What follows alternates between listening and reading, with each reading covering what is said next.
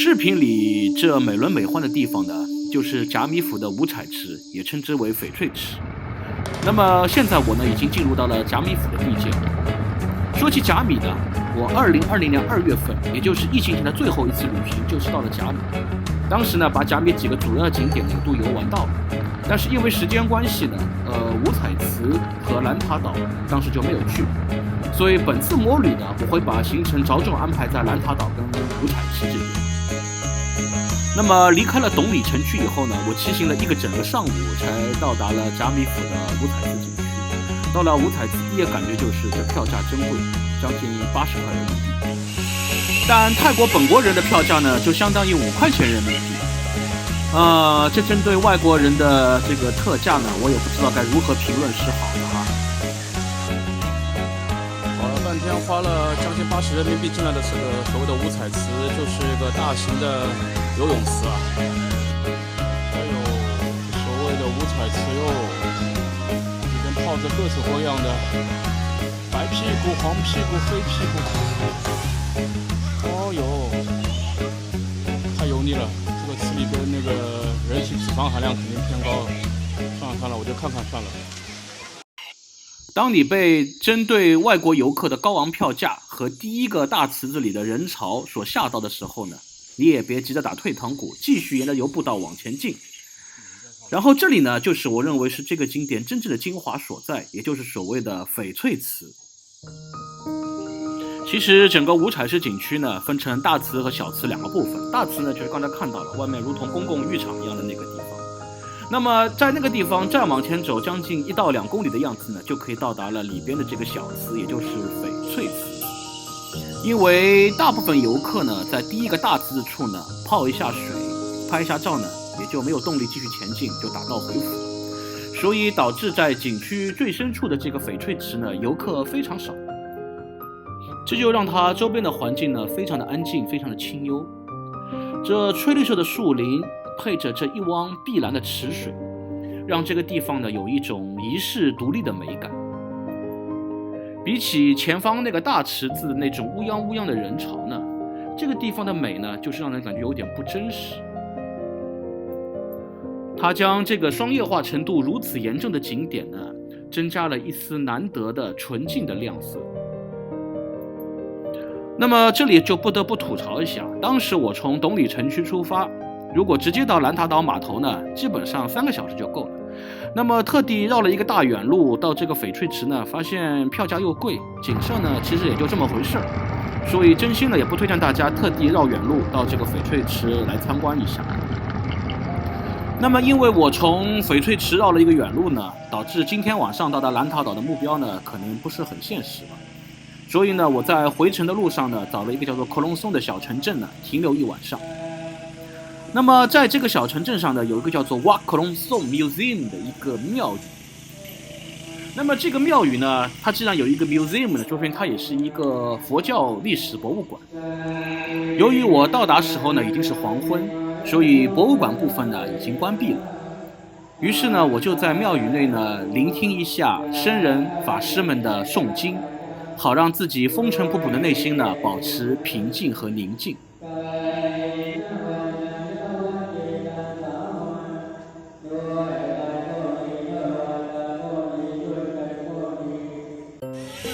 从庙宇出来呢，我发现马路对面呢就是科隆颂镇的黄昏集市。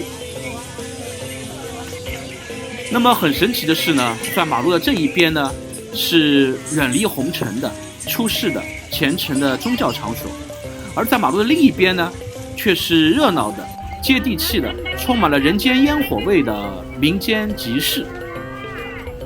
那么，能将2种如此不同的生活场景，如此完美和谐地融合在一起，我想这就是泰国吧。那么，科隆颂这个小镇呢，应该是不会有游客来这里过夜的。大概也只有像我这种驾着摩托走到哪里算到哪里的这种摩旅客才会来此停留。那么这个夜市呢，也特别的充满了那种民间的那种亲切的那种感觉。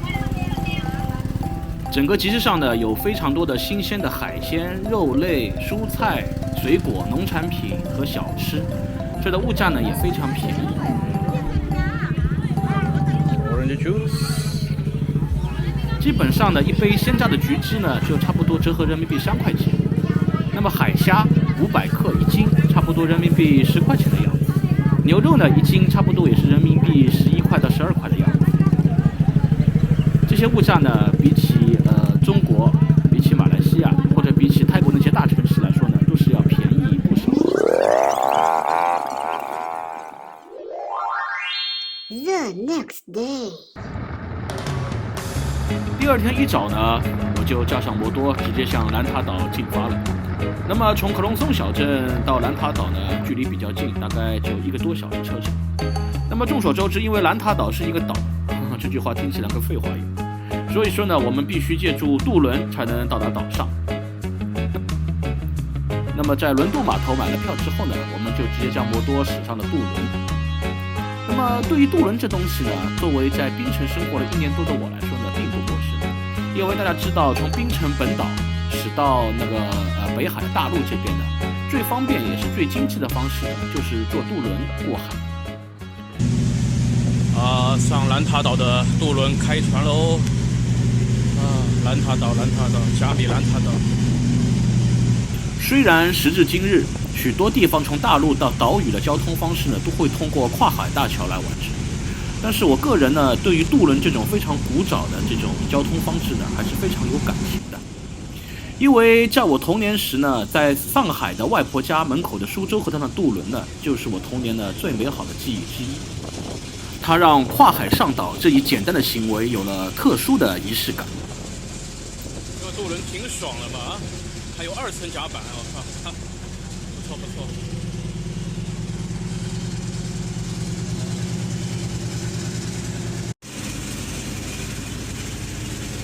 Oh, Lanka, here we go. Yes. Oh.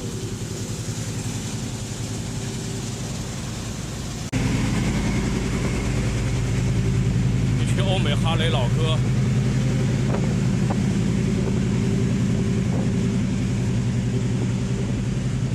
然后是本地人摩多了，最后就是我这个中国人骑的马来西亚的摩多。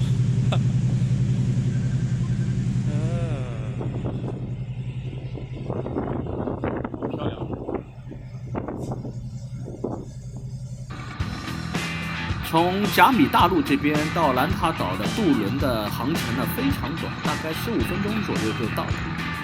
那么当渡轮一靠岸，所有的摩托骑士呢，不管是驾着几10万的哈雷，还是驾着几千块的小绵羊的本地人，大家都迫不及待的嘟嘟嘟嘟嘟的将自己的机车驶向了兰塔岛。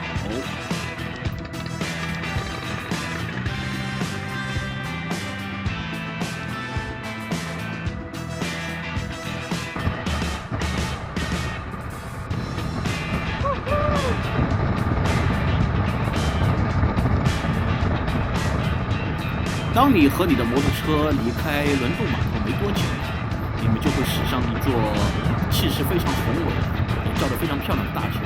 那么过了这条大桥以后呢，就正式进入了兰塔岛的地界了。那么整个兰塔岛呢，分成了东边和西边2个旅游区域。西边呢比较繁华，都是一些游客聚集的沙滩、酒吧和旅馆。那么东边呢，相对而言比较原生态。在这边呢，都是一些当地的渔民和当地的居民所居住的，也就是所谓的兰塔 Old Town， 也就是兰塔老城。那么这次呢，我选择就在兰塔老城的一家民宿进行过夜。这么多年的旅行经验下来呢，我个人在选择晚上过夜的地点的这个标准上呢，其实对硬件条件要求并不是很高。但是对一个地方的安静或者没有人打扰这一点呢，却特别的看重。所以说相对而言的话呢，我肯定会选择兰塔老城，也就是东边这一块区域进行入住了。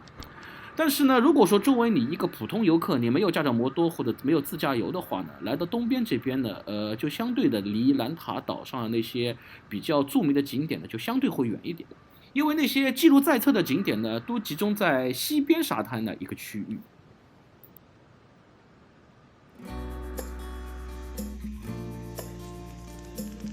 So it's your toy?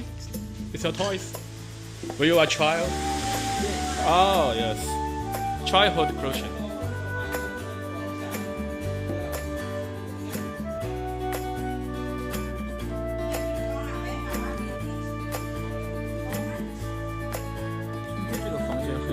啊，130块人民币在兰塔岛上的。在房间里呢，好像也没有什么，就是一个比较干净的一个小房间而已。但是它可是在海边的哟。我们去外面看一下。厉害就厉害在它外面这个风景啊。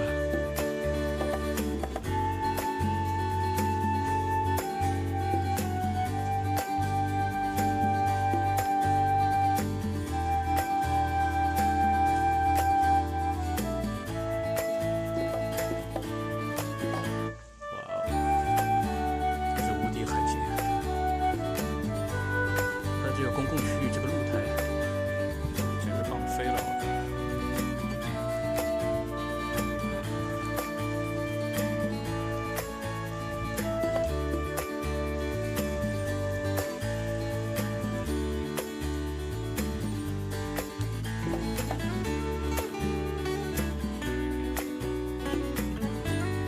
这个区域其实本来是一个当地的渔村，这些房子呢也都是渔民自己的，像他们这些渔民们把自己的房子改装了一下，然后就做了民宿，又便宜又舒服，而且还有很好的风景，真是棒呆啊！在这个舒适又亲切的小民宿入住了以后呢，我也没有动力再出去瞎晃悠了。那么整个下午呢，我就躺在这个民宿海边的露台上呢，在吊床上晃来晃去。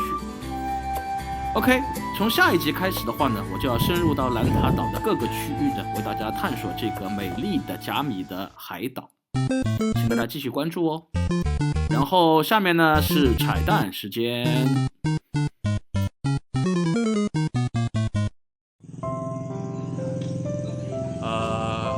在兰塔老镇上面发现了这个庙，这个庙呢，他们边上的华人老人说，它的起源是在槟城的，从槟城传到兰塔岛上的。也不知道在槟城那个主庙是在哪里，不知道有没有朋友知道这里。